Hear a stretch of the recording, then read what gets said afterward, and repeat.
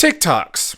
Are they art? If I look deep in your eyes and lean in for a kiss, and then smirk as I pull away, is that art? Hello, and welcome to Aesthetic Testimony, where we talk about the greatest works of art of all time. Today we are talking about the most liked TikTok of all time. Now, some of you might have a problem with me calling TikToks art, and to a certain extent I can see where that comes from. TikToks are murdering our souls, but I do not think that the violent murder of our souls is incompatible with art. I personally find the judgment towards the user base of TikTok to be a little obnoxious. I do think it's hellish that our attention spans are being shortened by this app. It also kills nuanced conversation in favor of short-term entertainment. Those are all problems with TikTok itself, though. I have no judgment for the actual user base. Also, as a side note, if you think you're cool because you use Instagram Reels or watch YouTube Shorts instead of watching TikTok, I think you're also obnoxious. Like, oh, let's do the same thing on another app,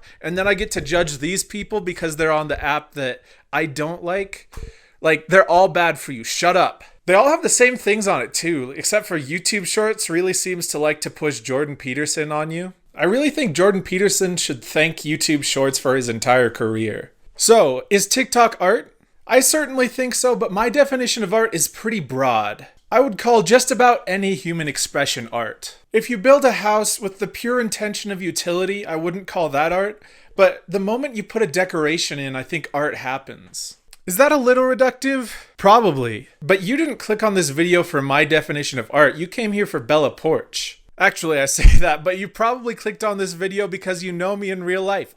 Shout out to all the people who clicked on this video because they know me personally.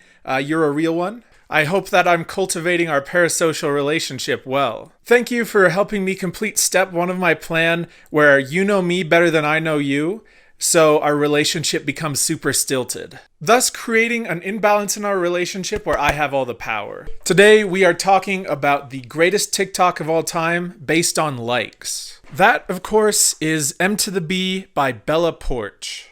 Are likes a surefire measure of quality? No, I don't think so. A lot of garbage can get attention if you know what you're doing. That's how you know I don't know what I'm doing. At the same time, likes are a pretty objective measure of quality. It's a pretty simple pass-fail survey handed to every viewer as to whether they liked the art object.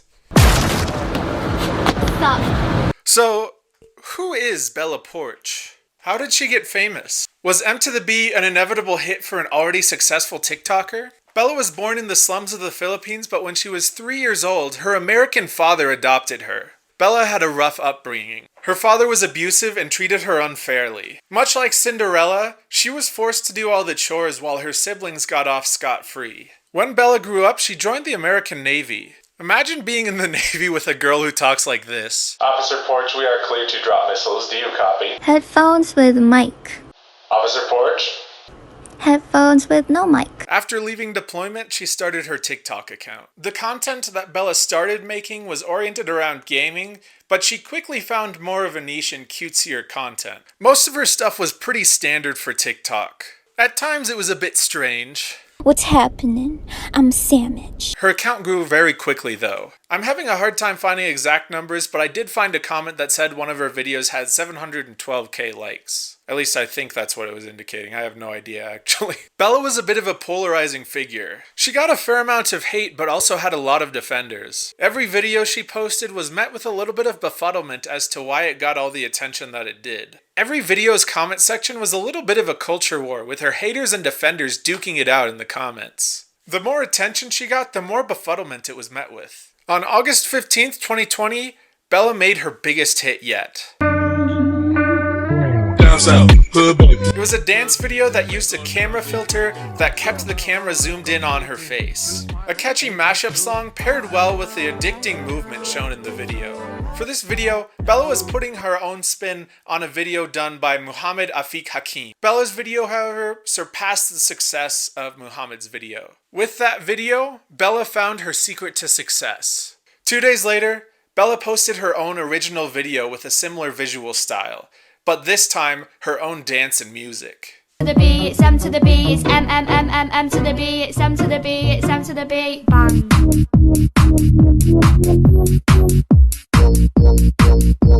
The rest is history. 61.2 million likes. Part 2. In-depth analysis of 10 seconds of content.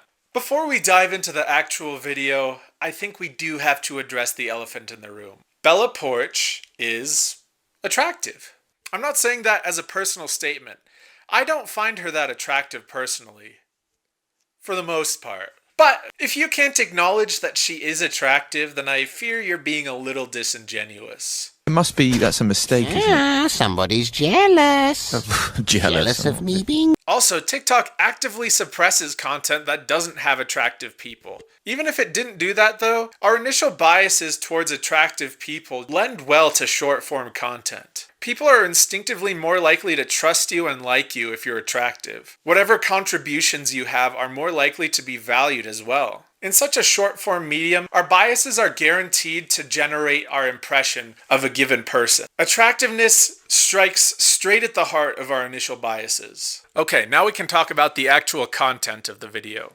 The video starts out in media res. To the B, it's M to the B. If you're actually paying attention, it kind of looks like the video isn't loading properly, but that's just how it's intentionally edited. The video doesn't start with, it's M, it starts with, to the B. It immediately catches your attention as it skips any build-up. Bella starts in the middle of a blink as she lifts her head up. The camera follows her slightest movement. This is due to the camera effect that we talked about briefly before. It's a pretty simple filter, but it's the foundation of the video.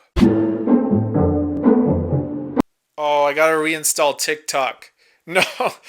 The filter keeps the camera centered on your head. You can move the camera in and out away from your face, but the camera will stay zoomed in on your head. It creates an addictive sense of motion that the video relies on. The rule of thirds plays an important part in the video too. In film, we've generally decided that the best looking shots have the subject either on one line or another of the two lines dividing the shot into thirds. The rule isn't followed on TikTok as much, given the narrow framing of the videos. It works quite well for M to the B though. In order to communicate that the subject is looking at something, they will generally look at the other side of the camera from the third they're on. Each time that Bella switches sides, she switches to the other third line, and her eye contact shifts as well. This heralds in the second M to the B, as at every major inflection point, Bella switches sides. She doesn't actually fully move to the other side of the camera, but with the zoom effect it may be tricky to do so. Her eye movements give the impression that she is tracking something on the other side of the camera. Her movement with the camera gives the video a sense of momentum.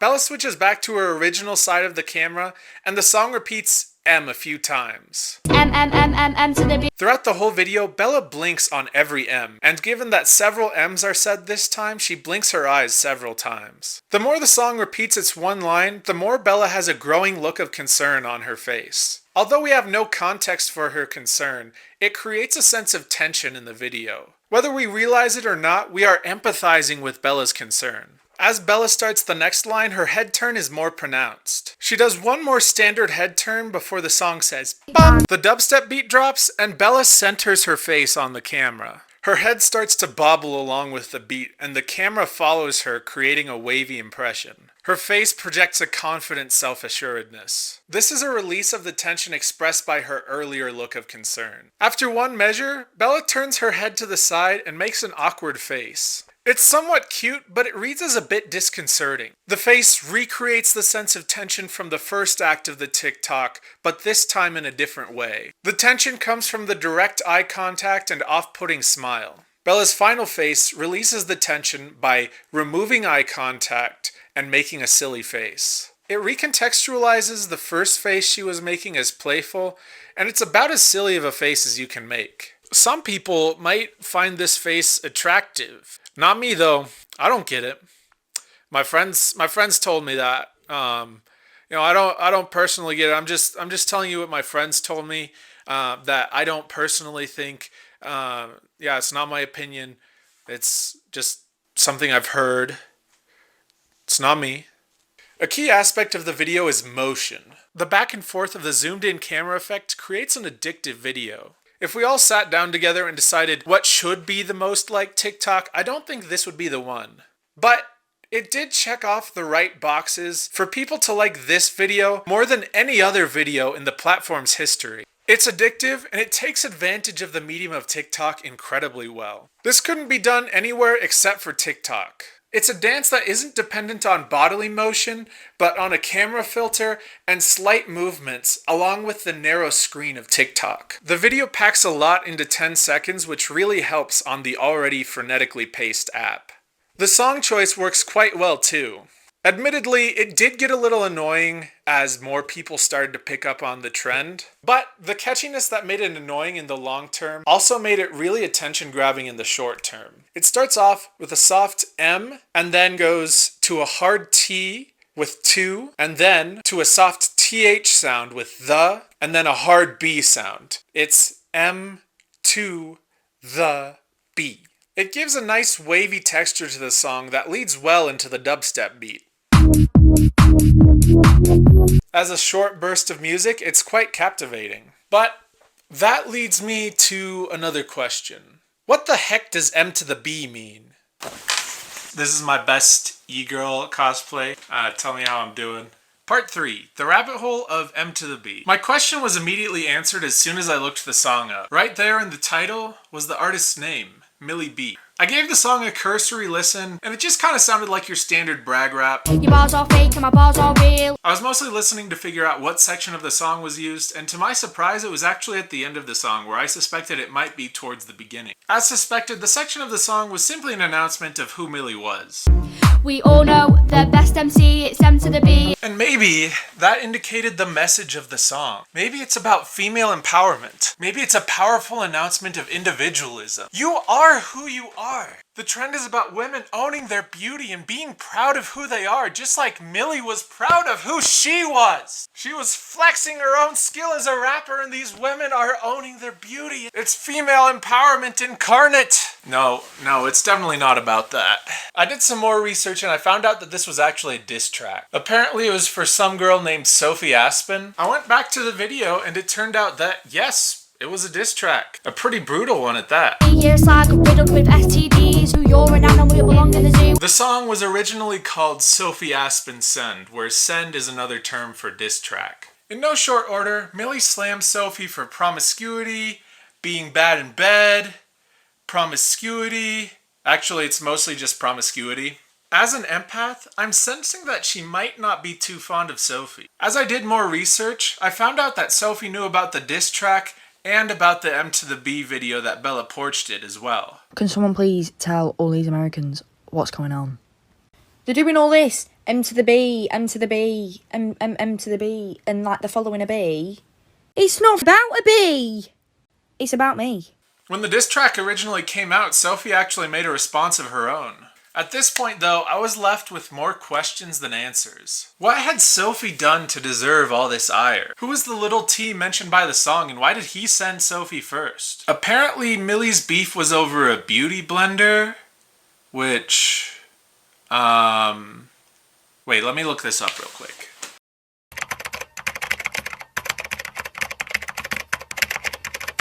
If you don't know what a beauty blender is, they are these sponges right here.